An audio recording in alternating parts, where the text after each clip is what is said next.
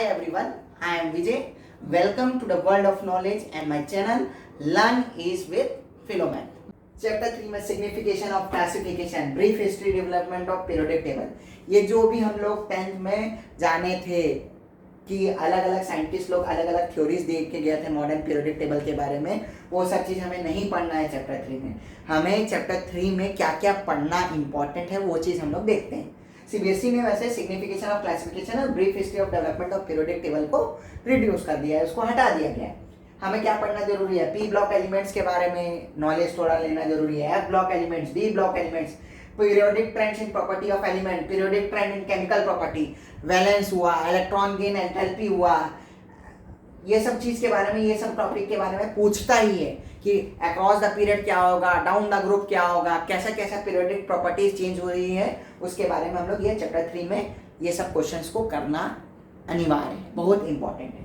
ठीक, चैप्टर 4 में कोई रिडक्शन नहीं हुआ है। चैप्टर 4 का जो कहती हूँ सीबीएसई ने रख दिया है। चैप्टर 4 में हमें क्या पढ़ना जरूरी है वो ध्यान से देखिएगा। हमें ओवरलैपिंग के प्रकार, types of hybridization, sp addition, sp2, sp3, ये सब चीज के बारे में, नेचर ऑफ कोवेलेंट बॉन्ड के बारे में जानना है, VBT, valence bond theory, MOT, molecular orbital theory, wares pair theory, resonance, Lewis structure, bond parameters, ये सब चीज के बारे में हमें ये चैप्टर में जानना जरूरी है।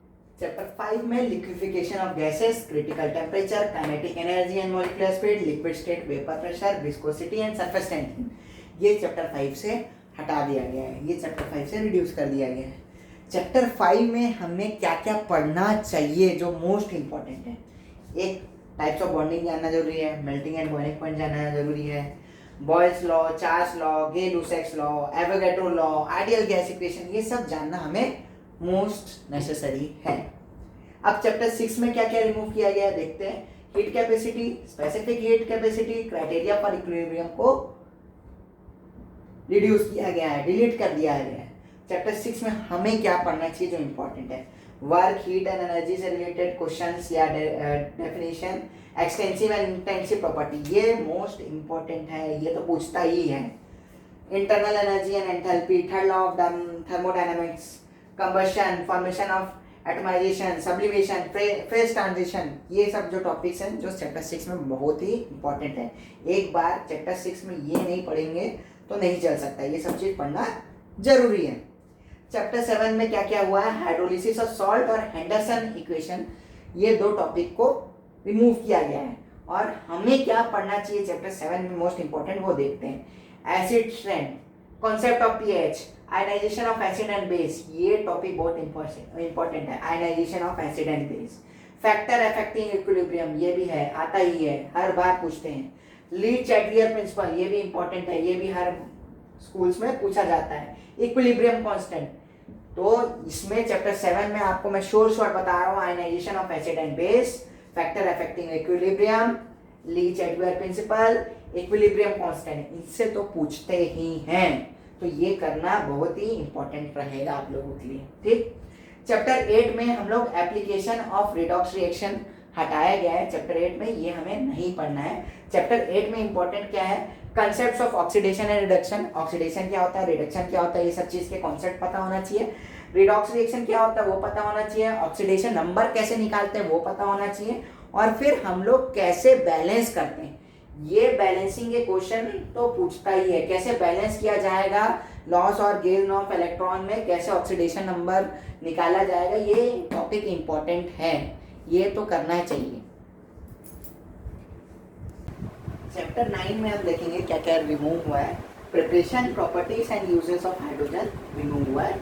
हाइड्रोजन परऑक्साइड प्रिपरेशन, रिएक्शन, उसके स्ट्रक्चर और उसके यूज को हटा दिया गया है चैप्टर 9 में से।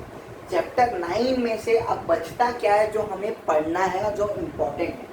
Hydrides, ionic covalent interstitial, physical and chemical properties of H2O, heavy water के बारे में पढ़ना पड़ेगा, क्योंकि यही कुछ चुनिंदा ही टॉपिक बचते हैं जो कि हम लोग को ये करना है, और ये इनमें से कुछ इंपॉर्टेंट। ठीक, चैप्टर 10 में क्या क्या रिड्यूस हुआ है देखते हैं। प्रिपरेशन एंड प्रॉपर्टीज, किसका प्रिपरेशन और प्रॉपर्टीज? सोडियम कार्बोनेट का, सोडियम क्लोराइड का, सोडियम हाइड्रोक्साइड का, सोडियम बाइकार्बोनेट का। Biological importance of sodium and potassium, calcium oxide and calcium carbonate और उसके industrial uses, biological importance of magnesium and calcium, इनको हटा दिया गया है। अब हमको क्या करना पड़ेगा, इन चैप्टर 10 में सब ग्रुप 1 ग्रुप 2 एलिमेंट्स के जनरल इंट्रोडक्शन पढ़ना पड़ेगा, उनके एनोमलस प्रॉपर्टीज पढ़ना पड़ेगा, उनके थोड़ा बहुत रिलेशनशिप और उनकी क्या क्या प्रॉपर्टीज उन्हीं के बारे में जानना है, क्योंकि वही पूछ सकता है। और कैसे ट्रेंड्स में कैसे वेरिएशन होता है, वही सब चीज़ जो हम लोग थोड़ा बहुत इसके बारे में जानेंगे, आयनिक रेडाई और आयनाइजेशन एंथैल्पी के बारे में। ठीक, अब चैप्टर 11 में अच्छा चीज़, ये बहुत अच्छे टॉपिक्स थे जिसको हटा दिया गया है इस बार 11th में सीबीएसई द्वारा। Borax, boric acid, boron hydrides, aluminium में उसका रिएक्शन एसिड के साथ, एल्कली के साथ और उसके यूसेस। वैसे ही कार्बन में उसके सब इंपॉर्टेंट कंपाउंड्स, उसके ऑक्साइड्स और important compounds of silicon and उसके यूसेस। सिलिकॉन टेट्राक्लोराइड नहीं पढ़ना है, सिलिकॉन्स के बारे में नहीं पढ़ना है, सिलिकेट्स नहीं पढ़ना है, जियोलाइट्स नहीं पढ़ना है और ये इसके यूसेस नहीं पढ़ना है। पिछले साल तक यही सब जो टॉपिक रहते थे वो बहुत इंपॉर्टेंट होते थे, पर इस बार इसको रिमूव कर दिया गया है सीबीएसई के द्वारा, क्योंकि कोरोना पेंडेमिक के कारण। ठीक, अब चैप्टर 11 में हमको पढ़ना क्या है, हम पी ब्लॉक एलिमेंट्स के बारे में पढ़ लेंगे, ग्रुप 13 ग्रुप 14 के बारे में पढ़ेंगे, उनके एनप्लस प्रॉपर्टीज के बारे में जानेंगे, उनके ऑक्सीडेशन नंबर के बारे में, ऑक्सीडेशन स्टेट्स के बारे में जानेंगे, उनके वेरिएशन प्रॉपर्टीज में क्या क्या वेरी होता है उसके बारे में जानेंगे। चैप्टर 12 में methods of purification, qualitative and quantitative analysis, इनको रिड्यूस किया गया है। ठीक, अब चैप्टर 12 में बहुत सारी चीज़ें हैं जो हमें पढ़ने और जानना जरूरी है, वो हमारे 12th के बेस के लिए भी काम आएगा।